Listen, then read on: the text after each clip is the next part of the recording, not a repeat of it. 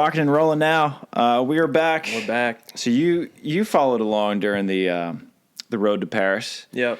But I don't know what to call these now because we're in Paris. Yeah, the road is finished. The road is there. The road, maybe that's the name. The road is there. We're like on the subway in Paris now. The subway in Paris. With Prosser, we were debating between the Paris pod.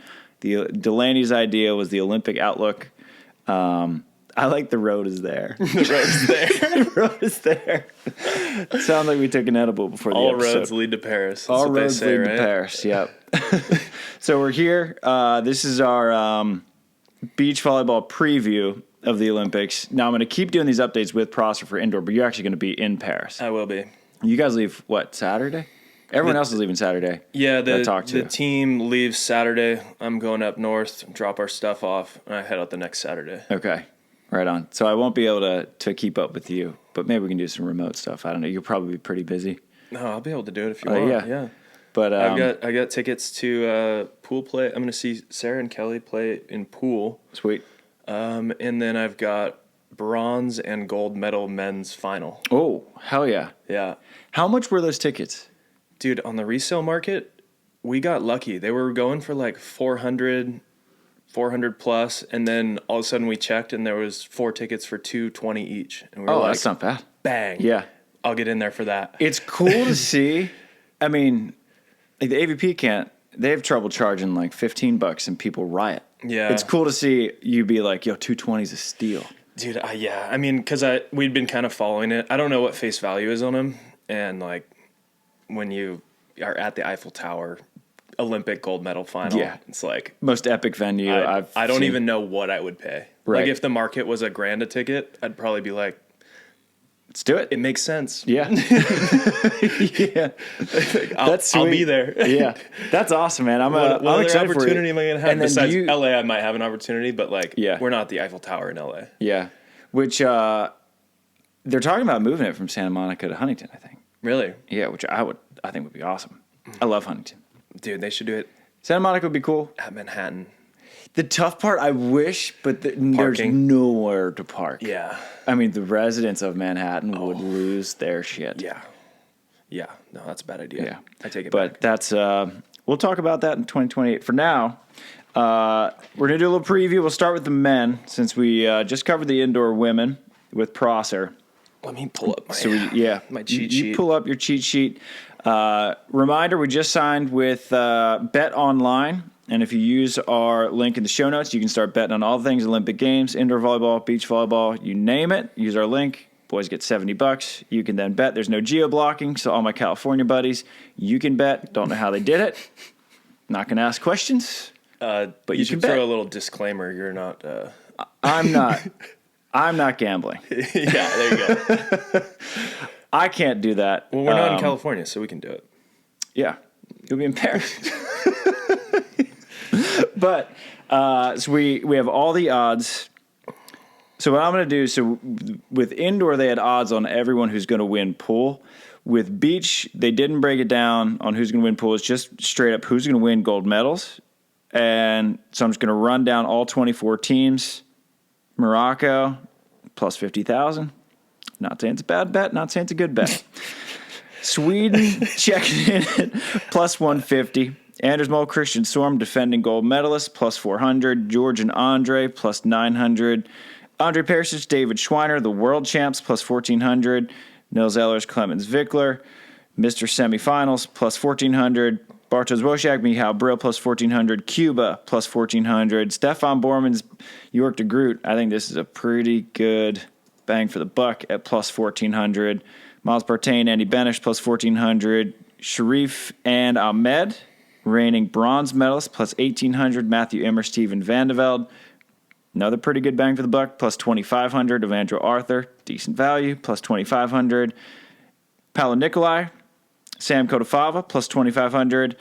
Arnaud Gauthier, Yusuf Crew, the home team, plus 2,800. The Aussies, Aussie 1. Thomas Hodges, Zach Shoebugs, plus 4,000. Adrian Gavira, Pablo Herrera, 11 Olympics between them, I think. 10 Olympics between them, plus 5,000. Chase Budinger, Miles Evans, plus 6,600. Adrian Karambula, Alex Rangieri, plus 6,600. Sam Schachter, Dan Deering, plus 8,000. Austria, Horland Horse, plus 10,000. The Grimalts, Kings of the All Weird team, plus 10,000. Martin Nicolaitis, Isaac Carricker, plus 15,000. Remy Bassroad, Julian Laniel, plus 25,000. And my boys from Morocco, plus 50,000. This is an interesting comparison to what I've got here. Yeah. We can kind of identify some good bets, I think. Yeah, so all right, so you got give a quick explainer of what you got going on the supercomputer. All right, so my name is Brian Cook. I run this thing called TruVolley. If you haven't seen it, go to TruVolley.com. We've got individual player ratings for every single person in beach volleyball. Everyone on the same scale, from the 10 and unders all the way up to the top pros. And there's a lot more coming too. Like it's going to be a lot more interactive in the future. Right now, it's just kind of displaying lists of what the algorithm produces. We're kind of like 2.5, 3 years in on this algorithm that I'm constantly tweaking, making updates to, try to just get it as accurate as possible. It predicts matches overall at about 74.2%. That's insane. Once you even get a rating. That's not even when you get to 100% confidence. Yeah. It's like 76 or 77 when you're at 100% That's confidence. Crazy. But if you just have any confidence at all, it predicts matches at like 74.2%. At the highest level, it drops a little bit because everyone just beats everyone because there's so much parity at the very highest level. So that's like 71%, but it's still... That's crazy. It's still pretty good. And yeah, we're the talking, odds are amazing. Just for reference, like Vegas... The house wins on like a 51 to 49 ratio. Yeah. So when you're saying it dips a little bit and it's a 71 to 29, that's insane accuracy. Yeah, I see 71 and I'm like, dude, we got to make this better. I love that. That's obsessive part of my brain going. But so anyway, using those player ratings, I created a script 2 nights ago that simulates the Olympic Games, and we'll do a simulation here too as well. But it basically simulates it. It's got all the rules of it. So after pool play, it sorts the teams by wins, then matches or sets won, and then if there's tiebreakers, it even predicts scores. Really? It's wild, yeah. And it'll do like a plus minus to see who gets the lucky thirds, like based on score. Yeah. I'm assuming no forfeits. I think it's a safe assumption in the Olympics. I hope there's no forfeits. That no one's going to forfeit like there are in challenges. It's the Olympics. But did you see that you get 0 points for a forfeit, 1 point for a loss, and 2 points for a win? So they're really trying to disincentivize. Which is good because you know who got screwed by not forfeiting? Alex Samoilovs and Giannis Medins in Rio. Really? They would have been better off if they forfeited. And taking a lower seed in the playoffs? Or if they had, I forget the way that Alex explained it, but their pool was the pool of death in Rio. Yeah. I mean, it was like them and Pedro and Cuba when it was Nivaldo. Yeah. And they ended up getting fifth. And he said that we would have been better off after the first set if we would have just forfeited because we had the points right. And they didn't, and they ended up not breaking pool. Wow. And he's like, we knew it. Wow. But it was the Olympics. Yeah, you don't forfeit at the Olympics. So I'm glad to see that they're de-incentivizing that because they had an incentive to forfeit. And I'm glad they didn't. Yeah. But now you just get 0 points if you forfeit. Awesome. So I don't think anyone can afford 0 points at any point, especially if you're getting 1 for a loss. Right. And so sets, like if you go to 3 sets, you don't get any points if you lose. You just get 1 point or 2 points if you win. Okay. So I kind of wanted to see something along those lines. Yeah. But the tiebreaker going out actually factors in sets won. So you're always trying to win sets anyway. Where were we? I have a simulation basically. Yeah. I ran it 1 million times. I also ran it 10 million times this morning and got the same result. So I think 1 million's enough. But here's kind of the overview. Men's, we're doing men's right now. Yep. Gold medal, heavy favorites, Ahman, Hellvig. Yeah. Not even close. They are the equivalent of, let's see, I have them at 44.31% chance of a gold medal. So that's plus 125. What'd you say they were? Plus 150? Plus 150. And so whoever set the odds, pretty on point. Pretty on point. So yeah, there's a little chance to make money in between those two right there. Yeah. So I have them about 4% higher than the odds makers have them. Dude, these guys are on fire. 10 straight finals. These guys are on fire. I mean, I remember talking to Phil about Anders and Christian, and when they were having that crazy run from 2018 through 2023. Yeah. And Phil's like, I don't think we'll ever see anything like this again. And you blink, and Sweden's doing it. Dude. It's crazy. It's wild to watch. Yeah. It's like they're just a lock in the finals every time. And it's what's been cool is that the question with how they play is, can that style of play travel in the wind? Yeah. Can it travel in the rain? Can it travel in deep sand? And then they go to Espino, and they're like, yep, we got the wind. We got the deep sand, and yeah, we'll just dust everyone for another gold. Thank you very much. Crazy. It's crazy. So, dude. like, is 44.3 high enough? Isn't that wild? Yeah. Like, and then for silver, another 12.57% that they of these million simulations. So they won 443,000 gold medals. Out of the way you describe that's awesome. And then they won 125,700 silver medals. So they were in like 70% of the 60-some% of the finals. Yeah, 57% of the finals Included they were Sweden. in the final. And then they weren't in the final for 13%, but they won 11.5% of those bronze medal matches. So there's a 2.5% chance that they lose in the bronze medal match. So how many semifinals did they make? I mean, that had to have been over 80%. Yeah, let me add these real quick. So that's like 60s. Wow, my brain just shut off. Let's see. What were we at? For the final, 44%. For the final, we've gold. got 57% plus another 13%. So 70% chance they're in the semifinal. Jeez.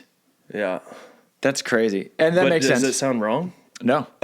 That's the crazy part. Because the last time that they didn't make a final was in Ostrava of 2023, when the only reason that they didn't make it was because Hellvig broke his hand. Yeah. And they had to forfeit. Maybe they lose to Andy and Miles. I don't know, because that was when Andy and Miles were kind of on their own magical run. Yeah. But that doesn't sound inaccurate at all. Yeah. My greatest fear with beach volleyball in the Olympics is if you get something like 2016, where the two best teams in the world played each other in the quarters. Yeah. And I hate that. I know. That's why I hate pool play. Yeah. Give me a double limb. Yep.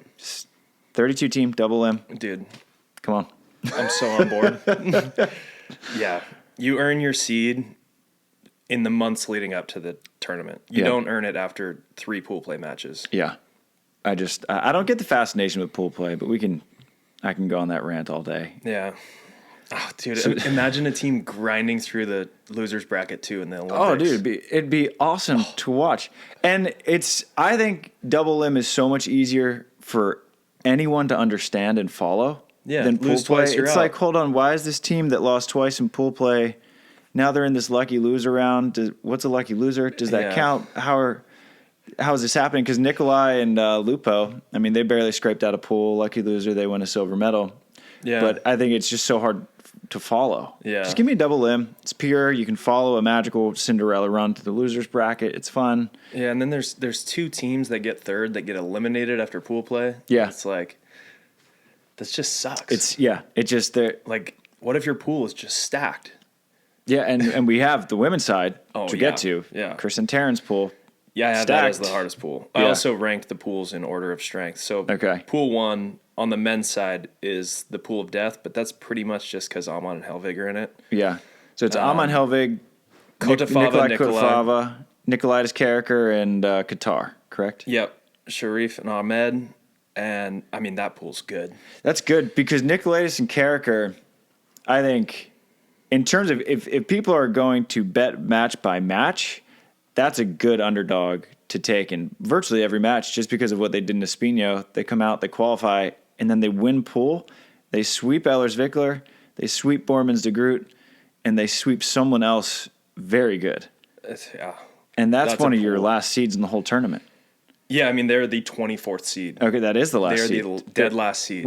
But they, I let's mean, give it's them. They're the real 23. Yeah, Morocco is they're the last seed. Yeah, if we're all being they're honest. they're somewhere from 20 to 23. Yeah. Yeah, that pool's just absolutely stacked. So I mean, I've got odds that everyone breaks pool 2, and this considers the lucky loser round. So that pool is pretty tough. So 98% chance Ahman Hellvig break pool. No surprise there. But then because of how hard that pool is, Kotafava and Nikolai have a 75.3% chance, and Sharif and Ahmed have a 67% chance. Okay. And then Carricker and Nicolaitis have 20% chance. So, yeah, I mean, it's just kind of assuming that everyone's going to beat up on everyone. There might be some long matches that go to 3, and it might be a 3-0 Sweden and 1-2 everyone else. I could see and it. in that case, you're screwed in the lucky loser. I could see it because all 4 of those teams are playing great right now. Yeah. Sweden obviously playing great right now. Nikolai Kotafava kind of rediscovered their form in Stad. And did you watch that bronze medal match with Anders and Christian? No. Match of the year for sure. Really? 28-26 in the third. Oh my God. God. It was 22-20, 20-22, 28-26. Yeah, I got to go back and watch that This one. is epic. And then Qatar, they're kind of finally rediscovering They're back, yeah. their fine form because they had Anders and Christian on the ropes in the quarterfinals of Stad. We're up 11-9 in the third, ended up losing, but then they played really well in Vienna again.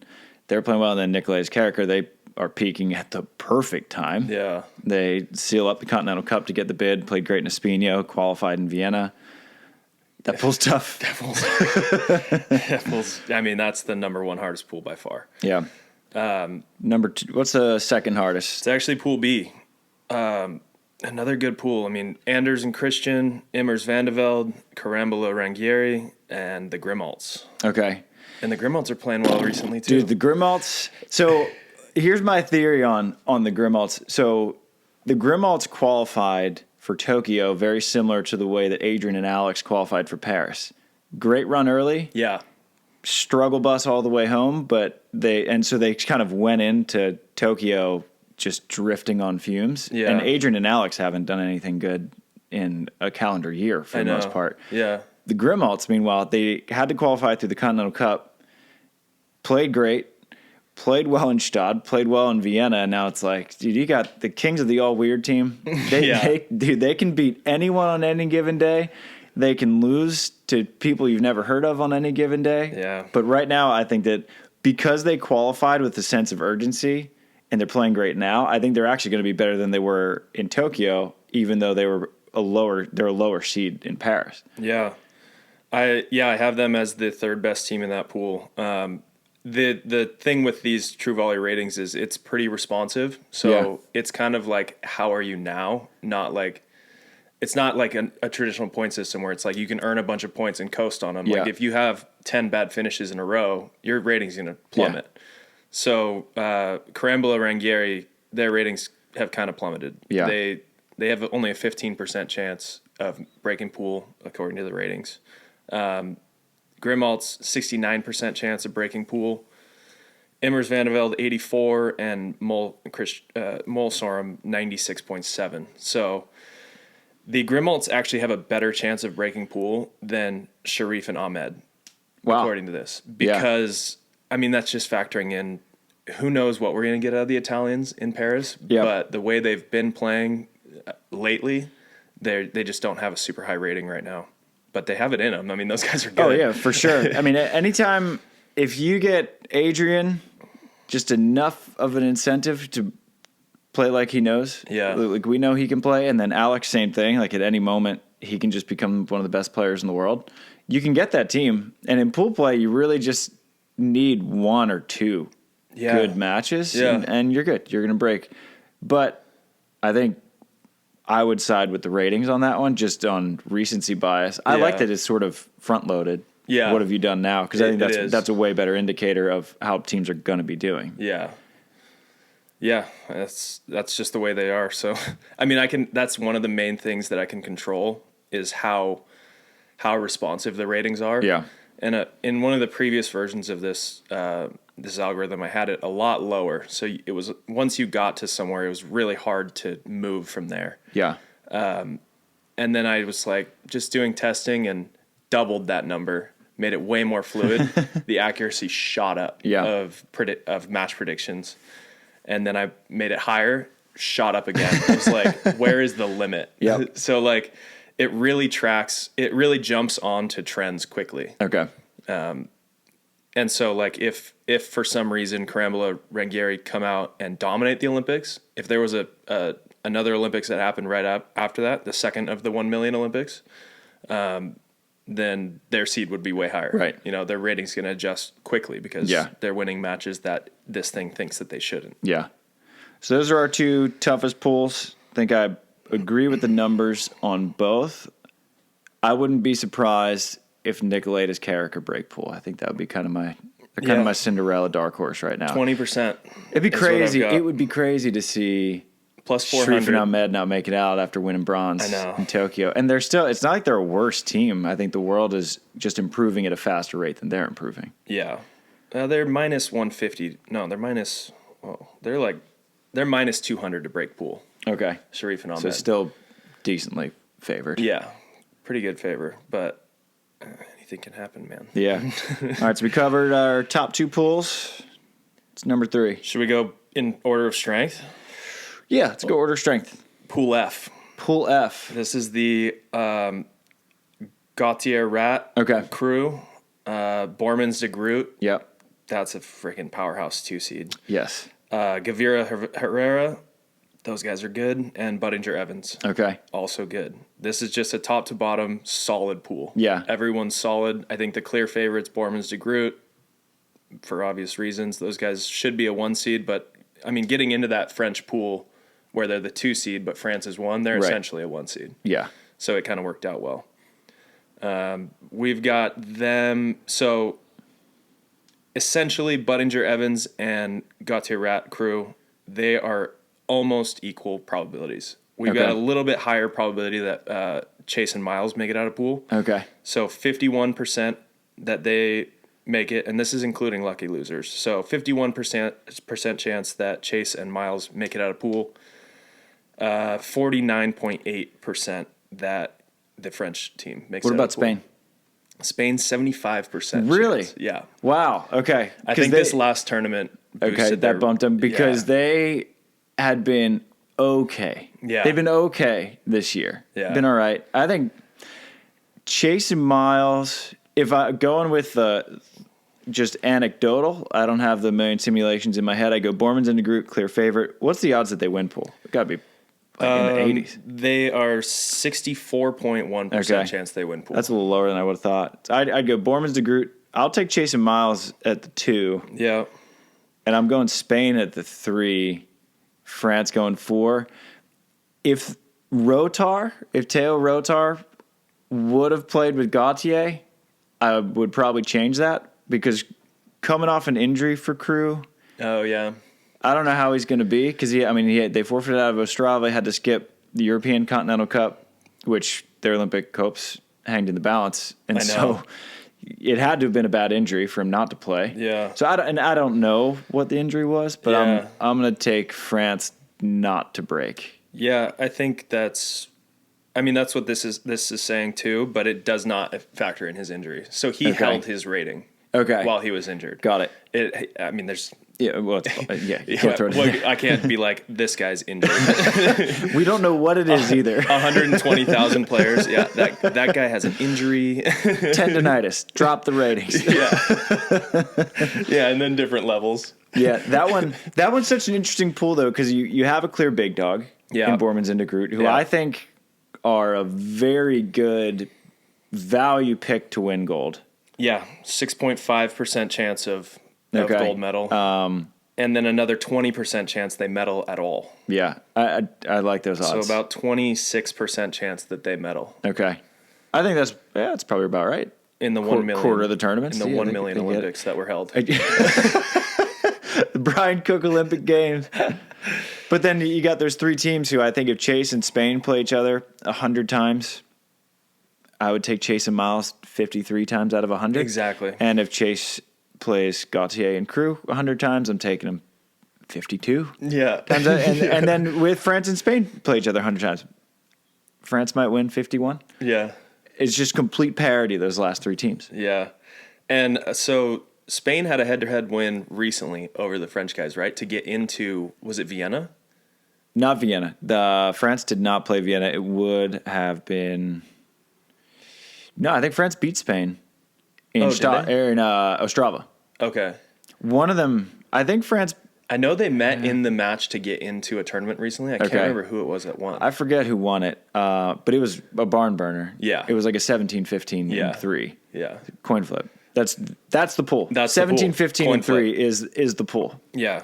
And because of that, their lucky loser odds kind of go down. Everyone's. Okay. That's true. Just because everyone might be beating up on everyone. And no one's going to have a good point differential. Yeah. So any pool that has a 3-0 and then 3 1-2s, you can essentially count that third place team out. That's brutal. Yeah. So a lot of it will come down to who can hang the closest with Bourmans and Groot. Can you take a set off of them? Yeah. That's pretty clutch. It's not a guarantee that Bourmans and Groot go 3-0. Yeah, they're beatable at the same time. Yeah, because they go up and down. Like if the Olympics would have been held after Doha, it'd be a different story. But they've been kind of real high, mid, pretty high, and kind of coasty a little bit. But yeah. I like them on the podium. I do too. They have the third highest chances of podium. Sweden, Norway, Bourmans de Groot. Sweden, Norway, Bourmans de Groot. Okay, which is interesting because Bourmans de Groot are 1, 2, 3, 4, 5, 6, 7. They're number 8. Value pick. Ring them up. Bang. Double hammer. All right, so we'll have to identify F. a few parlays in here. Yeah. Go full podium. Yeah. If someone gets the full podium, that would be impressive. All right, pool 4. Fourth strongest pool. Fourth strongest is Pool C. Okay. Ehlers Wickler, Brill Losiak, Hodges Schubert, Bassero Linel. Okay. Funky pool. Because I think you have a pretty known quantity in Ehlers and Wickler. Yeah. Very good. Really steady this year. The worst they finished, I believe, was a 5th all season. But then you got Wozniak and Brill, who won 4 gold medals in 2022. We're up there with Anders and Christian in Sweden in the conversation of best teams in the world. But then they'll also just wind up back in the qualifiers because they disappear for a couple months. Yeah. And then you see them in Vienna, and they pop up and play incredible again, take a silver medal. It's like, I don't know. It's crazy. I don't know. Out there. It's crazy. I don't know what to do with them. I think honestly, the wrap up is there's a clear heavy favorite, and the rest. Yeah. What can happen? Right. Because even with Linel and Bassero, yeah, when they are on, their ceiling is pretty high. Dude, I used to play against Linel in indoor in Italy. Yeah. That guy was one of my favorite players So to play smooth. against. Lefty outside, Yep. passes nails, digs everything, and just is chiseling the block every ball. He was so good, dude. And undersized for Italian outside, like Italian league outside at his size, that you've made it to your peak. Prosser was getting a bunch of crap because he called, I forget who he said was undersized, but the guy's 6'6" outside, and he said he's undersized. Oh, Linel's like 6'3". Yeah, but what's the average height of an outside? 6'6" is not That's undersized. not undersized. Okay. No. And I didn't know. That's probably average size as an outside. Okay. Yeah, I mean that's plenty of height at that point. Okay. If you can jump and you're 6'6", So 6'3", you're gonna have a fine time. 6'3" outside, you're undersized. I think we're approaching undersized territory.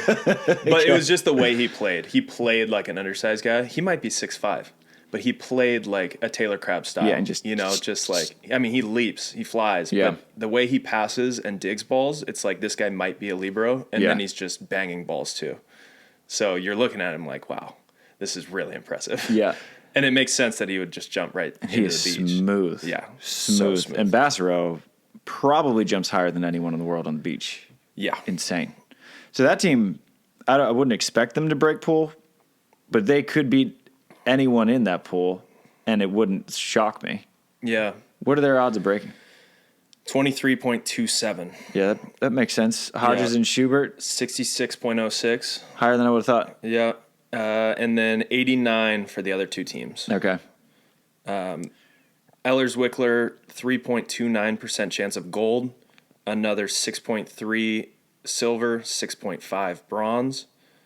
By the way, this is all on the TruVolley website. Like you can see this sick. whole spreadsheet. Yeah, Awesome. I'll link to that in the show notes for sure. I put it up. Are there odds? It's hard to vocalize how much is going on in this spreadsheet. You need to spend a little time, dive in, and like. I will. What have you done the odds on fourth place?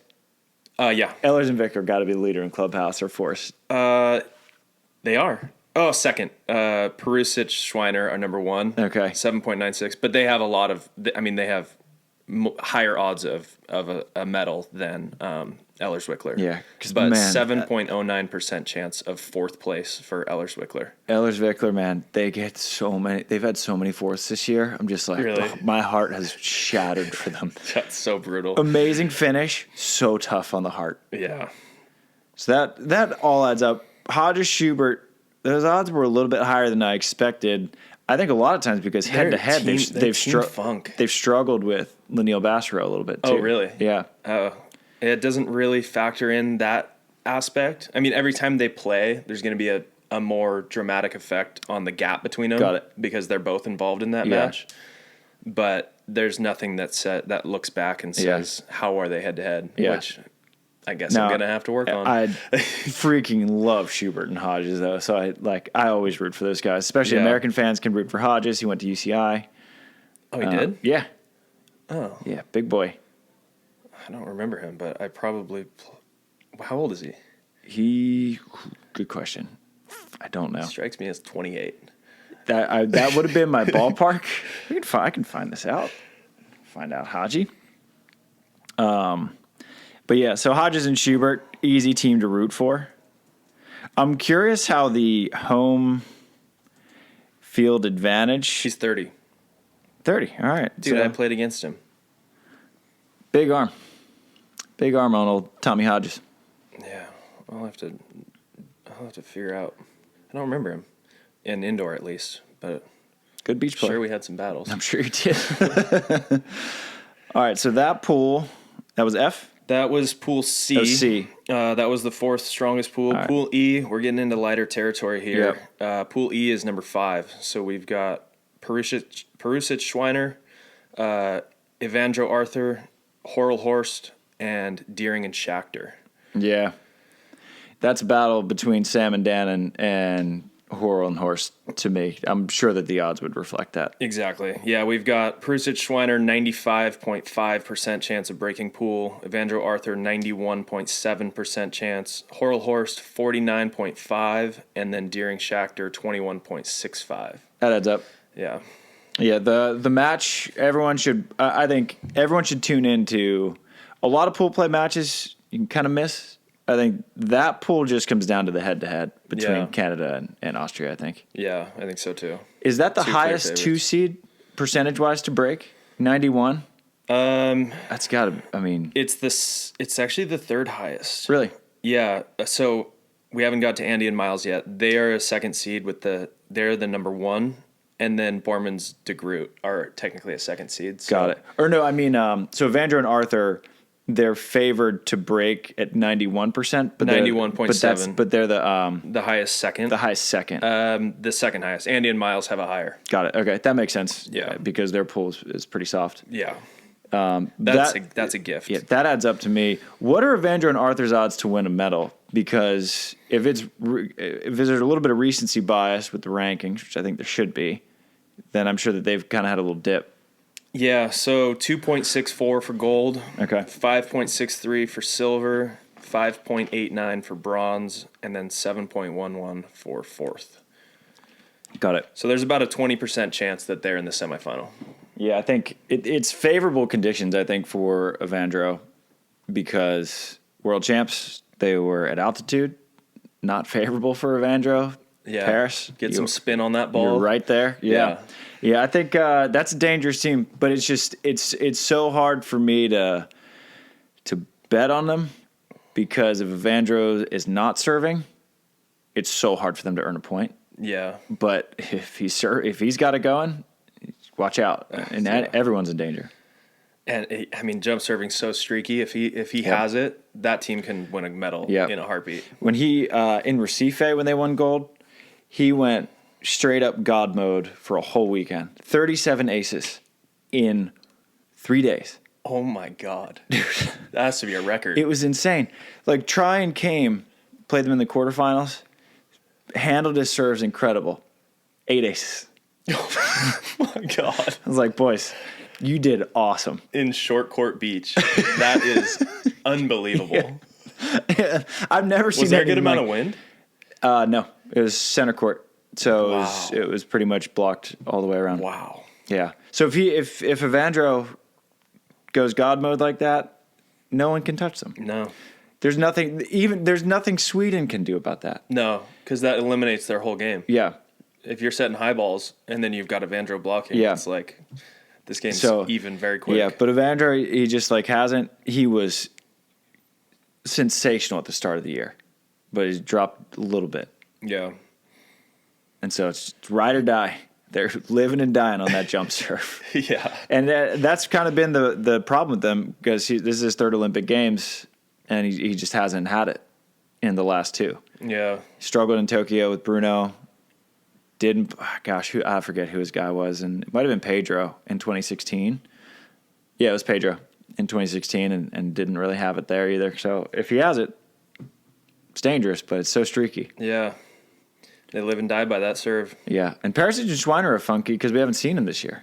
Yeah. They've only played a couple tournaments. I know. Who got hurt? What? I forget who got Schweiner hurt, but that got hurt? they pop back out though, win gold in Starry Blanchi, and then disappear again. Like, Yeah. who knows? They still got it. Still got it. Yeah. Yeah. Yeah. So that pool makes sense. And final pool. Final pool, Pool D, sixth strongest pool. Andre and George, Andy and Miles, the Cubans, Aleo Diaz, and then Mohamed Abicha and Zuhair El Graoui. All right, I'm going to make a potentially outlandish claim. I think Morocco takes a set off someone. Because Mohamed Abicha, good beach player. Yeah. Met him in Doha. Skilled. He's pretty old, though. Okay. So I don't know. And then Zuhair is a crazy athlete. Really? Dude, like... I've never seen these guys He's play. one of those guys where... it'd be like if you're warming up for a CBVA and you're like, who are these guys? And he first warm-up swing, he's just like, kaboom! It's like a 30-foot bounce, and you're like, oh, all right, it might be a problem. Yeah. But he'll have some insane foul balls. He'll like have a bounce swing that's like this far out, and you're like, that was epic. We'll take the free point. Yeah. So I wouldn't be shocked if they win one set. Stars align for 21 If the points. stars align for 21 points, I could see it happening. But this is it's a gift for Yeah. Andy and Miles to have this pool. They made it out of pool 117,000 times. Morocco. Yeah. Wow. 1.17% chance. That's higher than I thought. Yeah. So the stars might align. They might. 1.17 is pretty low. Yeah, but there's no, like, if you...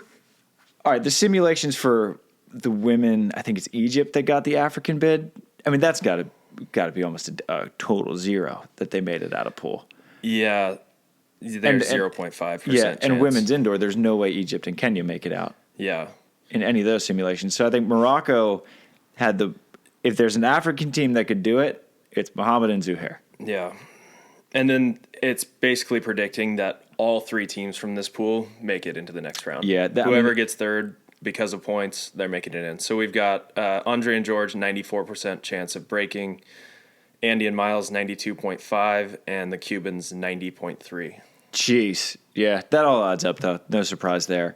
What So are basically Cuba's... the only times they didn't break pool is when Mohamed and Zuhair took a set. Yeah. In the simulation. It could happen. Yeah. And a million times. You play this game a million times. Yeah. So a little magic's going to happen. Little magic's going to happen every now and then. What are the odds of Cuba medaling? Cuba, we've got 1.12 gold, Okay. 3.25 silver, 3.5 bronze, 6.01 fourth. Okay. I feel like if you had run this simulation in May, probably be a little bit different, but they've dropped off a little bit. Yeah. Does TruVolley, like, you got Norseca results in there and everything?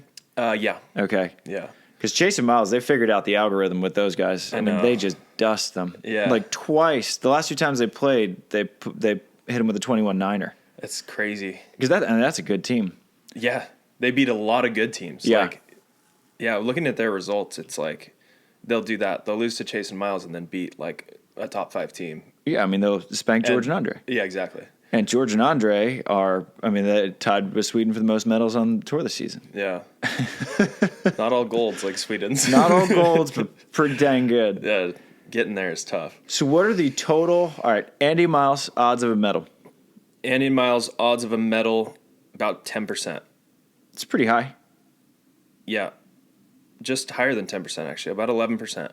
I'm sure Vienna helped their cause a little bit. Yeah, 1.79% gold, 4.56 silver, Okay. 4.79 bronze, and 6.97 fourth. So I got 10% chance So of they're making about- the semi. Yeah, about 18% chance of making the semifinal. And Chase and Miles? Chase and Miles, they are 0.2% chance of gold. They're in a much tougher pool, so Yeah, it's not guaranteed that they amount of make time, it. Yeah, exactly. So like the simulation's accounting for the pool strength as well. So it's like 0.2% chance of gold, 0.84% chance of silver, 0.94% chance of bronze, 2.29% chance of fourth. Okay. But the funny thing is, the first random simulation, like one simulation that I ran after I got this running, they got a silver medal. I was looking at it, I was like, no way.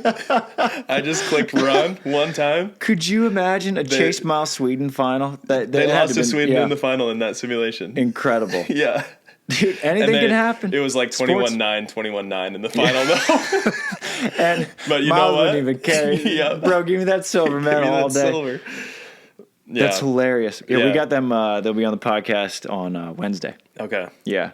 This was fun. It was fun chatting with them about it. Yeah. So the U.S. has about a 21% chance of being in the semifinals. Yeah, about that. I think if you were to ask American fans, would you take that? I think that most would take it. Yeah. 21% chance of fighting for a medal. It's so funny because I understand American odds so much better than I understand looking at this. So that's about plus 400. Got it. To be in the medal the semifinal. And that's Anders and Christian's odds of winning the whole tournament. Yeah. So it's a pretty good spot to be. Yeah. At plus 400, that's like, it's not undoable at all. The difficult part for Andy and Miles, and this is a very first world problem, is when you're in a softer pool, your road out is going to be tougher. But I mean, anything round of 16 on, there's no easy matches. Yeah. I mean, that's why you see so many guys forfeiting, because it's like, I don't care who I'm getting in the next match. Doesn't matter. It's going to be a great team. Yep.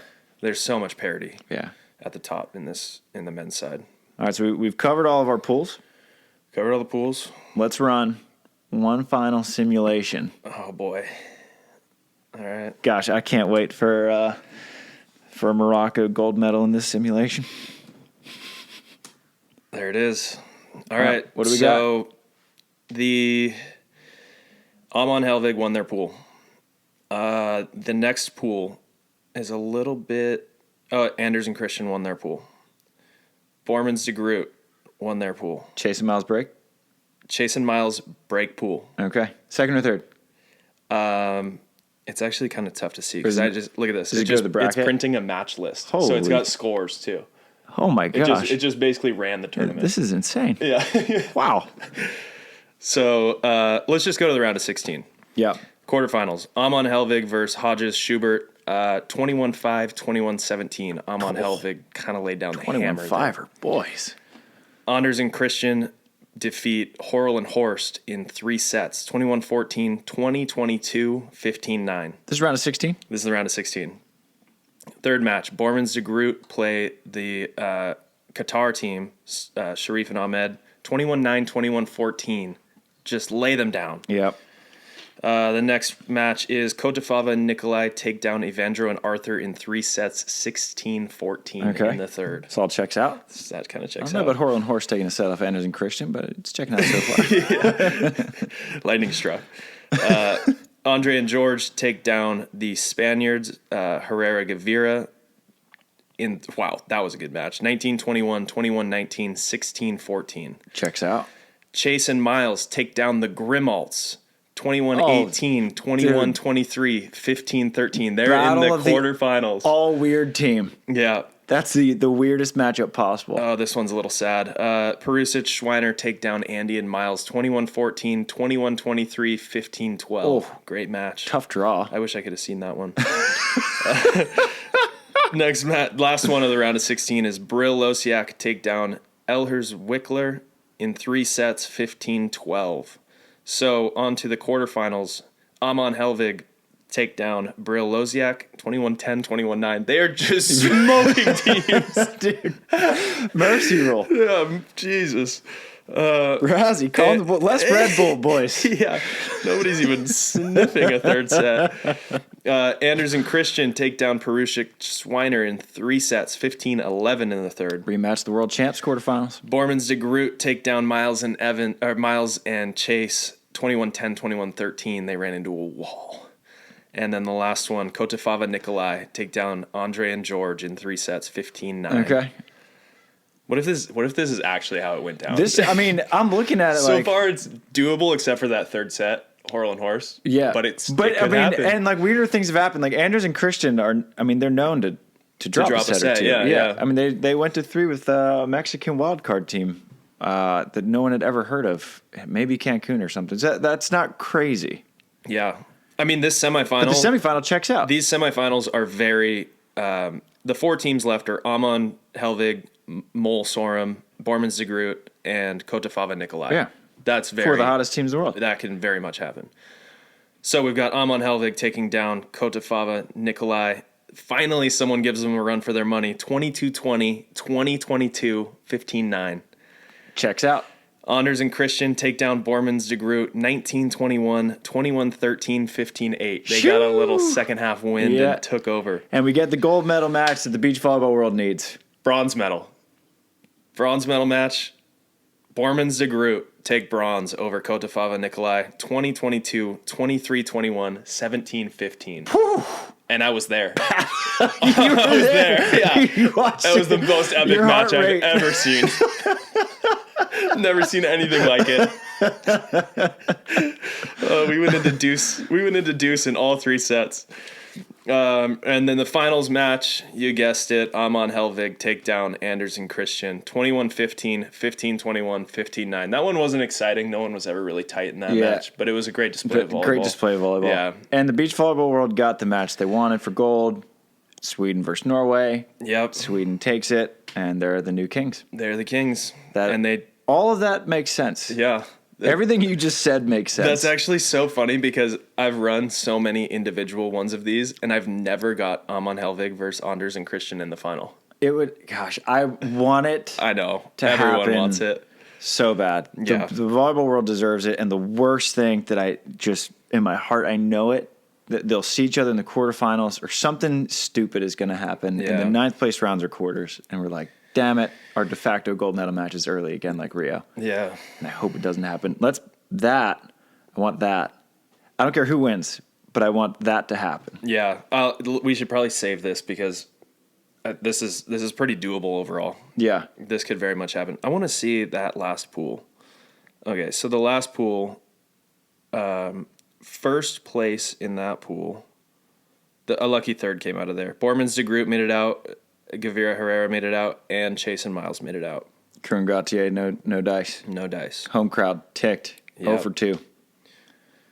It's hard to tell who was the 1 seed in that because everyone kind of beat everyone. Right. Which makes sense. I think everything you just said adds up. Yeah. That would be a great semifinal. Yeah. So the USA would have Chase and Miles take a 5th. Yeah. Pretty damn good. Andy Miles take an admirable 9th. Yeah. Who's the Parasic Schweiner, no problem. Yeah. Right on. Bri, thanks for doing all that. That was awesome. Absolutely. This is so much fun. And, dude, let's just run it back and do the women. Let's do it.